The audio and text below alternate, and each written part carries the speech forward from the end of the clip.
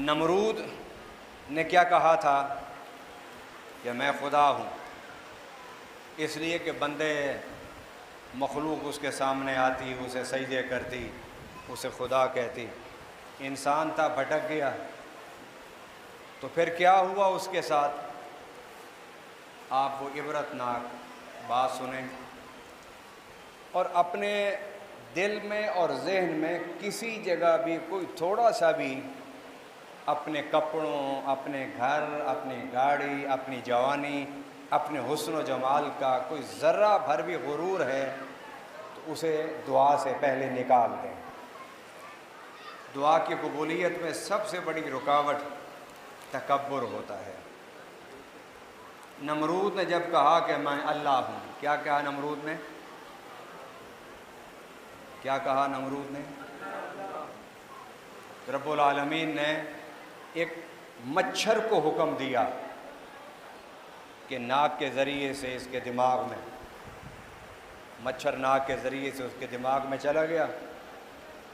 اب وہ دماغ میں جب گیا تو وہ دماغ میں اچھلتا، کودتا، حرکت کرتا، وہ بے چین ہوتا۔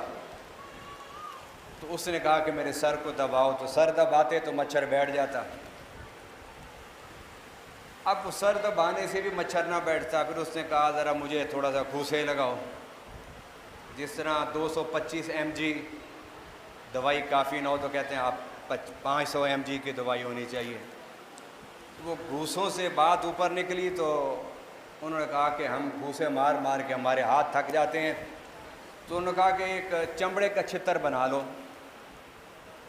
تو چمڑے کا چھتر اس نے بنوایا، تو وہ اس کو جب مارتے تھے تو کیا ہوتا کہ وہ مچھر بیٹھ جاتا۔ رب نے بھی کہا ہوا تھا کہ جب یہ چھتر مارنا بند کر دیں تو اچھلنا شروع کر دینا، جب اس کو چھتر پڑنا شروع ہو تو آرام سے بیٹھ جانا۔ اب وہ جو اپنے آپ کو کہتا تھا کہ میں خدا ہوں، اب انجام اس کا کیا تھا کہ جن سے اپنے آپ کو خدا کہلاتا تھا انہی کے ہاتھوں سے اللہ اس کو کیا مروا رہا تھا؟ بولیے، مار رہے تھے۔ تکبر نہیں، ایون اگر روحانی اعتبار سے بھی کسی کو تکبر ہونا تو اللہ اس کے روحانی طور پر بھی سارے مقام اور درجے اس سے چھین لیتا ہے۔